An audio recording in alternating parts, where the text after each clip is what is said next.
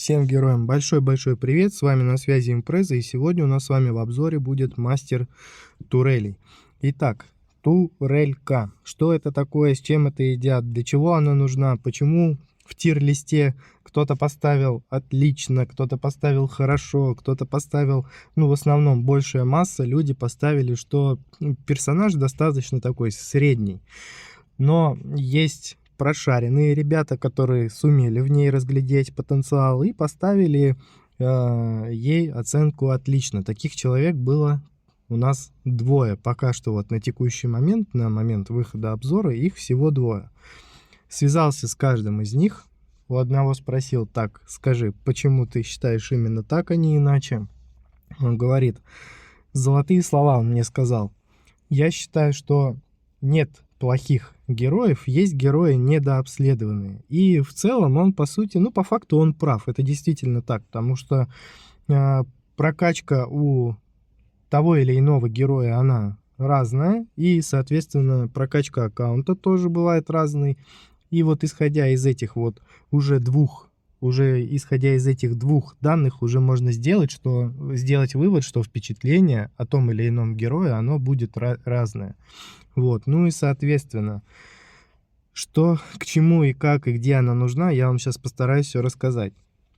Также связался с другим игроком, у которого турелька прокачана полностью, прокачаны там скиллы, прокачана кузница на 5 звезд. Мы с ним поговорили, недолго, но и немало. И он мне объяснил, в принципе, вот основные моменты по ней. Так, давайте тогда по традиции не будем отклоняться от заданного вектора и курса. Пробежимся по базовым характеристикам. Здесь все, в принципе, достаточно банально, за исключением того, что у нас добавляется магнетизм, тут небольшое усиление защиты и сложность игры. Вот у нас игра говорит, что вот легко, все должно быть легко и просто. Не совсем я с этим согласен, там есть нюансы, на которые стоит обратить внимание, но о них поговорим чуть позже. Дальше, что у нас здесь? Добавляются у нас снаряды, идет прибавка к здоровью, плюс 50% урона, это ладно. Также глобальное усиление урон, это понятно. И на 120 уровне у нас идет вот такой вот показатель. Идет сокращение перезарядки на 2,5%. К таким глобальным усилениям стоит относиться с особым вниманием, поэтому если есть возможность открыть, либо вы ее открыли, то обязательно постарайтесь ее довести до 120 уровня. То есть в какой-то момент вы уже дойдете до того, что вы будете просто вы перестанете использовать в определенных режимах камни на перезарядку, и чем больше у вас перезарядка, чем меньше у вас перезарядка, то, соответственно, тем меньше камней вы поставите для того, чтобы этот показатель доводить до того или иного процента. Например, если мы с вами идем в кошмар, то 40%. Поэтому таких героев у нас очень и очень мало. Их нужно обязательно стараться забирать, чтобы вот этот показатель довести до того момента, когда вам камни вообще будут уже не нужны. И это будет очень-очень хорошо. Так, что у нас еще? На 140 уровне у нас прибавляется 3 снаряда. Это все понятно. До этого нам еще далековато, поэтому давайте пока ориентироваться на то, что есть.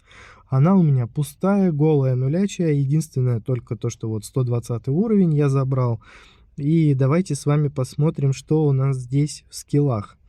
А в скиллах все достаточно легко и просто одновременно. То есть вроде сложного ничего нет, но исходя из этих возможностей ее, которые мы с вами будем использовать в будущем, естественно, не сейчас, потому что если, допустим, у вас ситуация такая же, как и у меня, то, вам смысла нет за нее играть. Единственное, только если, например, обычные сложные главы, в битве с боссом, по крайней мере, на такой прокачке вообще смысла нет чего-либо делать, потому что мы с вами знаем, да, у меня есть такая традиция, не традиция, но, скажем, стиль, формат, что изначально я делаю обзор, открыл героя, поиграл за него, потестировал, посмотрел, попробовал, все, сделал обзор, поделился с вами впечатлениями.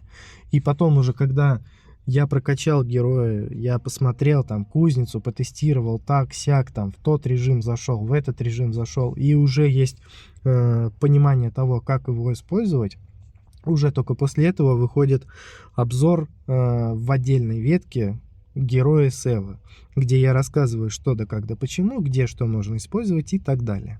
Вот. Поэтому, естественно, обзоров именно в ветке с Эво их намного меньше, потому что прокачивать полную кузницу это достаточно тяжело. Но я думаю, вы сами все прекрасно понимаете. Так, немножко отвлеклись, давайте вернемся к нашим пирогам. Давайте смотреть, что у нас здесь. Разбросанные инструменты. Инструмент появляется каждые 8 секунд. При поднятии исцеляет турель на 20% максимального значения health поинтов, ну то есть очков здоровья, и приводит ее в ярость на 3 секунды. Вот самое ключевое из этих трех показателей что?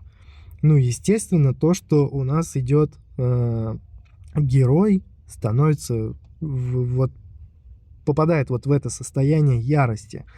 И это можно использовать, это нужно использовать. Это одно из ключевых, скажем так, направлений этого героя, которое нам с вами нужно будет использовать потом, в будущем, не сейчас. Я сейчас вот ее намеренно не прокачиваю, потому что даже если я это сделаю, мне от этого смысла сейчас никакого абсолютно не будет. И вот где это можно использовать, сейчас вот прям чуть-чуть попозже расскажу. Дальше.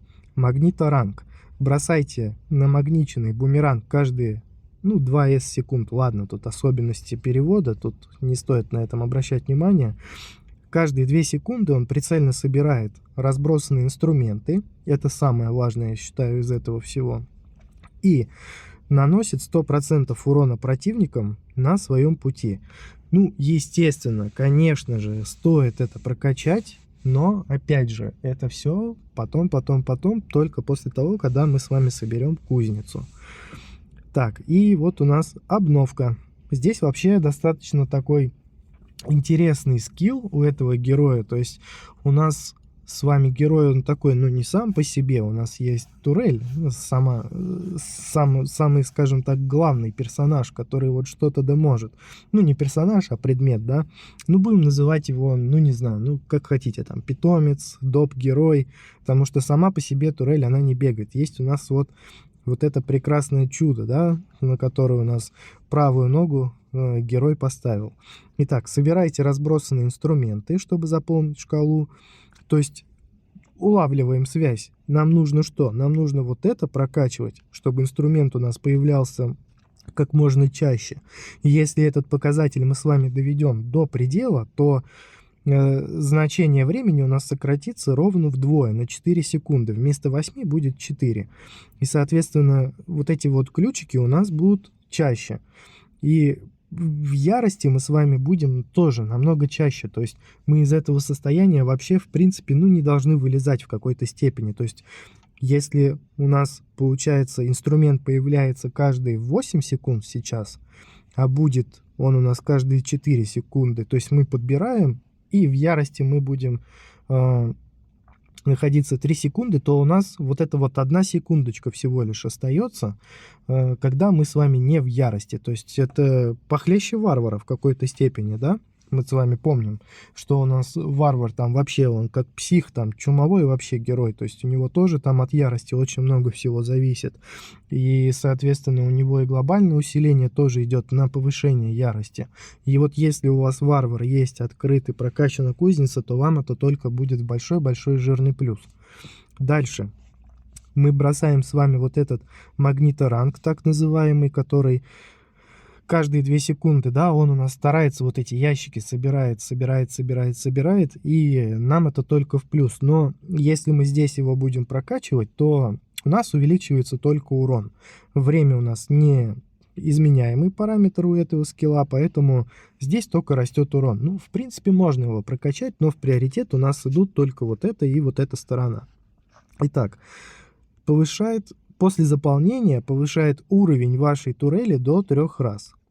Итак, первый уровень стреляет ядрами по дуге. Примерно вот так. Не знаю, увидели, нет? Вот, стараюсь вот так вот на синем фоне. Вот дуга — это вот что-то вот вроде того. Второй уровень. Пушечные ядра отскакивают от врагов. То есть это будет полезно, если мы с вами играем там обычные сложные главы. Я не знаю, получится сейчас это показать или нет. Вот честно вам скажу, ради интереса просто попробовал сбегать сейчас за нее в битву с боссом. И, ну, в принципе, там результат, он не супер сильный. Там вообще как бы такой показатель, ну, смешно говорить и стыдно, да, поэтому не буду озвучивать, но что-то примерно вот ниже среднего, чем вот все герои, скажем так. Но опять же учитывайте, что это при такой прокачке. Третий уровень. Пушечные ядра взрываются, нанося 20% урона. После третьего уровня часовой получает бонус к урону в 5% при заполнении шкалы. И вот если этот показатель мы с вами будем прокачивать, то у нас, соответственно, показатель этот он вырастет, ну, практически там, ну, почти в 20 раз, да, то есть с 20% он у нас поднимется до 370. И вот, как вы уже догадались, наверное, то самый лучший вариант использования этого персонажа, он будет именно в битве с боссом. И вот сейчас я объясню вам почему. Во-первых, ярость, да, то есть у нас есть ярость, у нас есть турель, которая там бум-бум-бум-бум-бум, она вообще вот, она только в него стреляет. И она никуда, ни при каких условиях там влево урон у вас не уйдет, она будет направлена только на него, вот этот автоприцел у нее включен, у этой турельки, и все, и вот она его калашматит и калашматит безостановочно. Во-вторых, у нас ярость получается, да, то есть мы в ярости находимся, соответственно, в яростном режиме мы с вами улучшаем все наши показатели, мы там чуть быстрее, чуть ловчее, чуть сильнее, ну и тому подобное. И мы наносим много урона за счет вот этого яростного состояния. Ну и опять же, нам с вами нужна будет кузница 5 уровня, то есть не забывайте вот этот момент, что нужно это все делать. При возможности, естественно. Ну, можно, конечно, в этот монолог ворваться с двух ног и сказать, что ну, какого лешего ты тут несешь, потому что есть друид проверенный, старый, добрый, можно также и кролика использовать на битве с боссом, ну и это в принципе правильно, это все понятно, но ориентируйтесь на то, что не у всех есть друид, не у всех есть кролик, кто-то скажет, можно использовать там сина, охотника на крупную дичь и так далее, но мы же с вами знаем то, что количество забегов у нас за одного героя в битве с боссом ограничено. Ну и вот, допустим, у вас ситуация. Есть у вас друид, нет у вас там других персонажей, вот, и вот есть мастер турели. Ну, может быть такое в теории, да, в теории это может быть. Вот, и в принципе использовать турель при полной прокачке в битве с боссом это неплохо. Плюс были сделаны там небольшие замеры, произведены просто личные наблюдения одним из игроков, и он сказал, что тот же самый охотник на крупную дичь, у которого в принципе все подвязано на то, чтобы наносить урон по боссу, и он является достаточно неплохим героем, который может нанести урон по боссу, в сравнении с ним при плюс-минус одинаковой прокачке турелька выдала урона больше. Вот такие вот дела. То есть в каких-то моментах игра, она не поддается логике. И вот, ну, в принципе, один из неочевидных таких моментов, который здесь присутствует. Вот. Ну, в принципе, если все вот так вот подытожить, подвести вот такую плавненькую черту и вот подписать рядом итог, мы с вами ориентируемся на два момента. То есть это... Естественно, мы забираем персонажа, забираем от него глобальное усиление и можем себе позволить развлекаться в битве с боссом. Все, это достаточно. То есть нужно просто понять основные вот эти сильные стороны. Так, и давайте немножко в кузнице мы с вами там посмотрим, что у нас вообще, что к чему. Наилучшая комбинация у нас идет с книгой перезарядки, но это, естественно, жирный минус. это жирный минус, потому что не во всех режимах книга перезарядки используется, но в битве с боссом она будет у нас играть ключевую роль, потому что у нас будет эволюция, будут Тесла башни. Башни тоже вот эти вот достаточно интересная такая тема, но до этого нам с вами далеко, и когда-нибудь, там, если, я не знаю, не перестану играть к этому моменту, если получится ее прокачать, ну, обязательно выложу обзор и посмотрим, как это все вообще выглядит. Итак, здесь можно выбрать либо левую, либо правую сторону. Ну, естественно, большинство игроков, 99%, отдаст предпочтение именно правой стороне. То есть мы с вами увеличиваем урон. Башня тоже имеет здоровье, да, то есть, ну, у меня пока еще не было такой ситуации, чтобы башня прям вот полностью была уничтожена. Не знаю, может, мне просто не довелось с этим столкнуться, может, ну, в общем, не знаю, не могу сказать, но очевидно, что правая сторона, она будет более эффективной из-за того, что у нас вот этот множитель добавляется. Дальше. Шанс 100% поджечь, нанося 500% урона от оружия каждые полсекунды в течение 1 секунды. Либо 50% шанс оглушить на 1,5 секунды. Ну, здесь смотрите сами, то есть тут как бы очевидно невероятно. То есть правая сторона у нас идет на повышение выживаемости, левая сторона у нас идет на большее нанесение урона. Поэтому, если, допустим, вы полностью прокачали, то лучше идти по право-лево, по вот такой вот, по вот такому пути. Глобальное усиление здесь на самом деле смешное, плюс 50 очков к здоровью. Это мы с вами пропускаем, долго разговаривать не будем. Можно было бы и 1-1 сюда воткнуть. Вот так было бы, конечно, намного интереснее. Персонаж был бы, наверное, более популярным. И рейтинг в тир-листе, он бы, скорее всего, вырос у нас там, ну, на 1-2 шага точно. Итак, Тесла башня создает триаду башен. Триада, ну, это 3, соединенные мощными электрическими лучами, поражающих противников током. Тесла башни могут быть сдвинуты героем. В этом есть своя такая некая особенность, их можно там толкать, настраивать под себя, как-то их ориентировать, там к одной подбежать, к другой подбежать, там к третьей подбежать, как-то их там для себя расставить, сделать такую небольшую электрическую ловушку, но опять же, все это будет при каком условии? Это будет у нас при условии, если будет стоять левая сторона. И вот левая сторона, она у нас больше ориентирована, опять же, несмотря на то, что здесь написано урон, она у нас с вами ориентирована на то, чтобы мы с вами были более выживаемы. То есть, если у вас такая ситуация, что вы еще, допустим, не прошли сложные, там, обычные главы, и вы проходите именно через нее, то ставьте вот именно левую сторону. Но если мы с вами пойдем опять, вернемся к боссу, да, если мы с вами пойдем бить босса, то Тесла башни больше не соединены лучами, а атакуют ближайшего врага электрическим ударом. То есть у нас идет именно концентрация урона на нашего с вами ближнего, да, врага, ближайшего. Вот, и, соответственно, весь урон у нас будет уходить именно туда. И вот все вот это вот в сумме, гаечные ключи, ярость, башни, турелька и так далее, все это, и как раз-таки оно и подвязано на то, чтобы наносить огромное количество, ну не огромное, но большое, скажем так, да, большое количество урона именно на боссе. Я не знаю, есть ли смысл сейчас все это закрывать и пробовать пройти в подземелье, там смотреть цифры урона, но чтобы было просто представление о том, как это все выглядит, ну давайте сбегаем, не будем отходить от этой традиции, посмотрим, что у нас там, подземелье, нажмем. 2 минуты нам с вами за глаза хватит для того, чтобы ознакомиться, просто посмотреть, но как будет, так будет. Давайте режим видимости сразу уберем, чтобы у нас было все. Так, ну и стандартная сборка. Ну карамелька у меня тут включена, это я там в башне развлекался. Давайте обновим.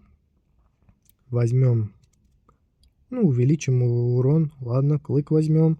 Снежный шарик тоже мне в последнее время он понравился. И вот перезарядка, область, дротики пусть тоже будут. Вот, все, у нас появилась эта турелька, можно ее толкать, можно там с ней развлекаться, бегать и так далее. То есть она у нас не является чем-то неподвижным. Давайте будем пробовать и смотреть, что же у нас здесь происходит. Итак, вот у нас летает этот... Конечно, клык — это не самое удачное оружие, которое можно было здесь выбрать для того, чтобы визуально здесь что-то оценить. Давайте на всякий случай броню возьмем. Вот. Вот сейчас можно было обратить внимание, как к нам прилетел инструмент. Не знаю, заметили вы или нет, но в любом случае сейчас это все будет. То есть мы сейчас с вами будем эти инструменты собирать. Давайте, я не знаю, урон, область, удвоение возьмем. Не будем хп брать. Вот, то есть у нас бумеранг летает. Вот сейчас опять, не знаю, увидим, нет, вот они. Вот они, эти инструменты. Соответственно, мы их собираем. И у нас уровень турельки должен будет сейчас повышаться. Когда у нас уровень поднимется, у нас вот тут вот будет это все показано. Зря я это сделал, страшного ничего не произошло, тогда ладно. Так, удвоение включаем.